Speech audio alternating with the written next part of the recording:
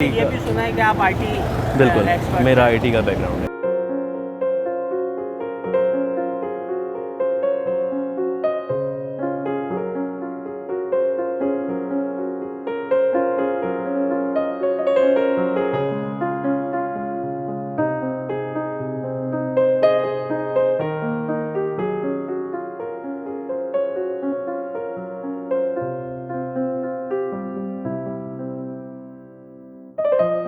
ज़रा जब एचआर मेरे पास आया, मैंने उन लोगों को मतलब अप्रोच किया कि मुझे बताएं कि मतलब प्रॉब्लम कहाँ आ रही है, क्यों इस तरह से इन लोगों के वीज़े जो हैं वो नहीं इशू हो रहा है।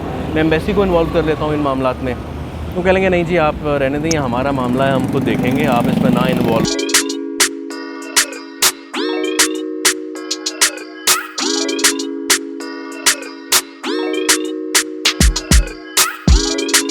अस्सलामुअलैकुम। आज मैं आप लोगों के लिए एक नई वीडियो के साथ हाजिर हुआ हूँ।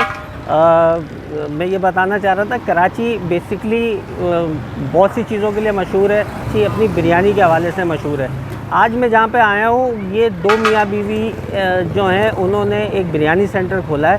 इनके जो शौहर हैं वो आईटी एक्सपर्ट हैं और बैरून मुल्क बड़ी अच्छी पोस्ट के ऊपर काम करते रहे, लेकिन पाकिस्तान में आने के बाद जब उनको कोई अच्छी जगह से रिस्पॉन्स नहीं मिला और कहीं भी उनकी इस काबिलियत को नहीं सराहा गया, तो उन्होंने फिर अपना कारोबार करने का फ़ैसला किया और ये बिरयानी सेंटर खोला है जो कि गुलबर्ग में वाक़ है।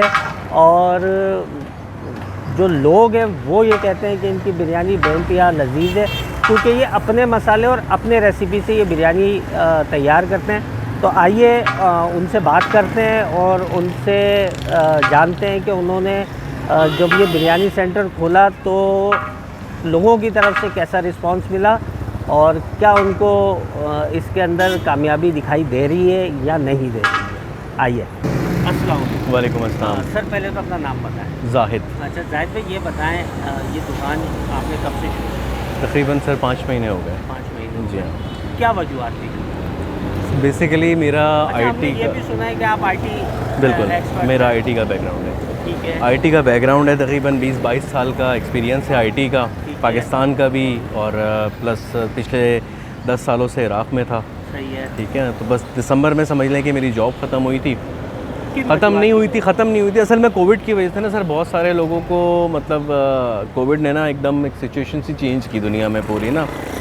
तो बहुत सारे लोग कम अक्लों को अकल भी आ गई, कुछ की चली गई, कुछ की आ गई वाला हिसाब हुआ।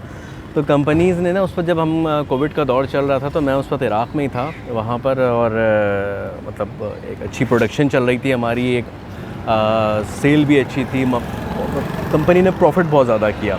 उसका एक रीज़न ये था कि उस वक्त जो हमारा की स्टाफ था ना, जो हाईली पेड स्टाफ था, वो सारा छुट्टियों पे था। तो कंपनी ने ये चीज़ नोट की कि यार आप मतलब हम बिला वजह जो है वो इतना पैसा दे रहे हैं, ठीक है, हाईली पेड हमने जो है वो मैनेजर्स रखे हुए हैं। ऑल दो मैं वहीं पे था, मैं पूरे कोविड के टाइम पे वहीं स्टक रहा हूँ 8-10 महीने इराक़ में ही। उसके बाद उन्होंने किया ये कि जब कोविड ख़त्म हुआ, सब चीज़ें नॉर्मल होनी शुरू हुई, तो उन्होंने ना हमारा होता ये था कि हर साल ना वीज़ा साल भर की अप्रूवल होती थी और फिर अकामा लगता था। तो वो हर साल मिनिस्ट्री ऑफ इंटीरियर से अप्रूवल आती थी हमारी।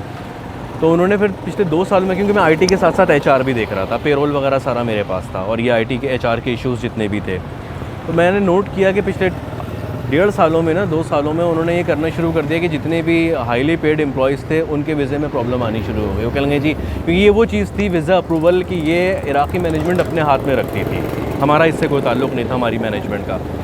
तो ज़रा जब एचआर मेरे पास आया, मैंने उन लोगों को मतलब अप्रोच किया कि मुझे बताएं कि मतलब प्रॉब्लम कहाँ आ रही है, क्यों इस तरह से इन लोगों के वीज़े जो हैं वो नहीं इशू हो रहा है। मैं एम्बेसी को इन्वॉल्व कर लेता हूँ इन मामलात में। तो कह लेंगे नहीं जी आप रहने दें, हमारा मामला है, हम खुद देखेंगे, आप इसमें ना इन्वॉल्व हों। ठीक है, तो जो इशू उस वक्त उन लोगों के साथ थे, दिसंबर में मैं छुट्टियों पे आया, फिर मेरे पास कॉल आई कि सर आप भी वापस नहीं आइएगा, आपका भी जो है ना वो अप्रूवल नहीं आई है अभी, तो वेट करें हमारी कॉल का। आप जैसे ही आपकी अप्रूवल आ जाएगी हम आपको भेज देंगे अप्रूवल। तो फिर वो वीज़ा तो हमारा एयरपोर्ट पे स्टैंप होता था, तो फिर आप आ जाइएगा। मैं समझ गया, मतलब वही जो जहाँ जो उनके साथ हो रहा था वो मेरे साथ, कि ज़ाहिर है मैं भी मतलब उस वक्त का था वहाँ पर पिछले 10 सालों से, जब वो प्लांट एरेक्शन फेस में था, सीमेंट प्लांट था, और जब लग रहा था प्लांट में तब गया था।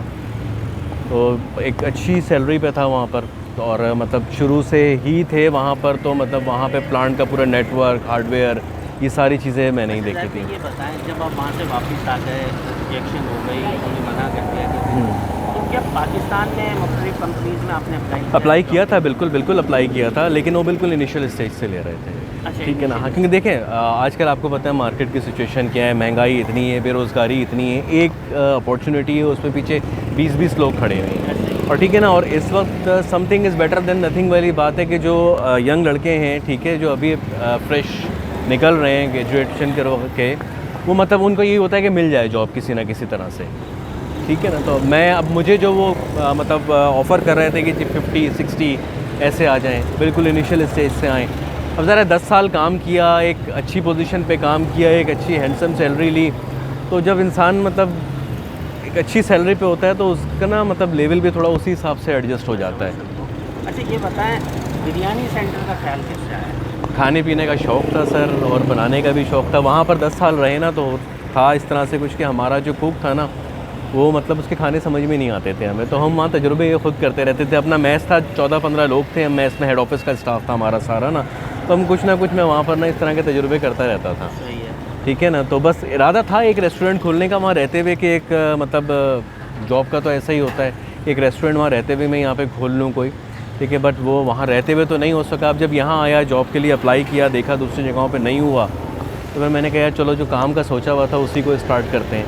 अच्छा जाहिर है, ये बताएं इस वक्त जो आप बिरयानी सेल कर रहे हैं, क्या ये अपने मसाले? जी हाँ, रेसिपी बिल्कुल इसकी अपनी है। तैयार की जी है? बिल्कुल अपनी क्योंकि रेसिपी। बहुत से लोग बिरयानी सेंटर को खोलते हैं, लेकिन देखा ये गया है जो मैंने भी कि वो किसी भी पकवान सेंटर वाले से ऑर्डर कनेक्ट कर लेते हैं। ऐसा ही होता है, बिल्कुल। पहुँचा देना। जी हाँ, बिल्कुल ऐसा ही है। तो ऐसा है या आप खुद ही नहीं देखिए, रेसिपी वगैरह सारी अपनी है। मैंने किया हुआ ये है कि ज़ाहिर है घर मेरा 3rd फ्लोर पर है, ठीक है ना, तो वो देग उठाना चढ़ाना बड़ा मसला है। तो मैंने अब यहाँ पर इतना मेरे पास स्पेस नहीं है फ़िलहाल ना। आपने जगह मेरी देखिएगा, बहुत छोटी सी जगह है मेरी ना। तो फ़िलहाल मैंने एक जगह पे किचन पे ना, एक पकवान पे किचन में जगह लेकर एक चूल्हा वहाँ रखवा के अपने कारीगर को वहाँ बिठाया हुआ है फॉर द टाइम बिंग, जब तक मेरे पास दूसरी जगह नहीं हो जाती है। और अभी ये है कि आने वाले 10-12 दिनों में मैंने यहाँ आगे इसी रोड पे एक जगह देखी है दूसरी, मैं इंशाल्लाह वहाँ शिफ्ट हो रहा हूँ। तो वहाँ पे प्रॉपर किचन का सेटअप है, तो फिर मेरा कारीगर उधर ही आ जाएगा मेरे साथ ही। अच्छा ज़्यादा 4 से 5 महीने आपको हो गए सेटअप का, लोगों का कैसा रिस्पॉन्स है? अल्लाह का शुक्र है, बहुत अच्छा रिस्पॉन्स है, बहुत अच्छा रिस्पॉन्स है। इन 5 महीनों में एक अच्छी कस्टमर गुडविल बनी है। यहाँ पे आगे भी हैं और बिरयानी वाले, ठीक है ना, ठीक है ना, मैं नाम किसी का नहीं लूँगा, ठीक है ना, कि आगे भी हैं काफ़ी। वहाँ के कस्टमर मेरे पास आके बोलते हैं कि यार आपका टेस्ट माशाल्लाह बहुत अच्छा है, बहुत अच्छा। अच्छा, बिरयानी के अलावा क्या क्या हो? बिरयानी के अलावा अभी मेरे पास यहाँ पे शामी कबाब हैं, चिकन में और बीफ में, ठीक है ना। और उसके अलावा ये होता है कि जो कस्टमर मतलब इवेंट्स के ऊपर अगर ऑर्डर देना चाहते हैं तो वो भी बना देते हैं, ठीक है ना। बीच में हलीम भी रखा था, वो भी चलाया, बीफ बिरयानी रखी थी, पुलाव भी रखा था, ठीक है ना। तो ये सारी चीज़ें रख के इस तरह से चलाई हैं। लेकिन बिरयानी इस वक्त चिकन बिरयानी जो है ये मैंने किसी दिन बंद नहीं की जब से मैंने खोला है। टाइमिंग क्या है आपकी शॉप की? मैं सुबह तकरीबन 12:30-1 बजे तक आता हूँ, ठीक है ना, और फिर रात में जब तक बिरयानी होती है तब तक होता हूँ, ठीक है। आखिरी देख में तकरीबन समझ लीजिए अपने 7-7:30 बजे लगवाता हूँ, ठीक है ना। उसके बाद अगर वो ख़त्म हो जाती है तो फिर नहीं लगवाता, क्योंकि फिर थोड़ी सी कस्टमर रिस्पांस कम हो जाती है, कस्टमर का आना कम हो जाता है, फिर वो ज़या होता है, ठीक है ना। तो 12 बजे तक भी होता हूँ, 11 बजे तक भी होता हूँ मैं यहाँ 12 बजे तक।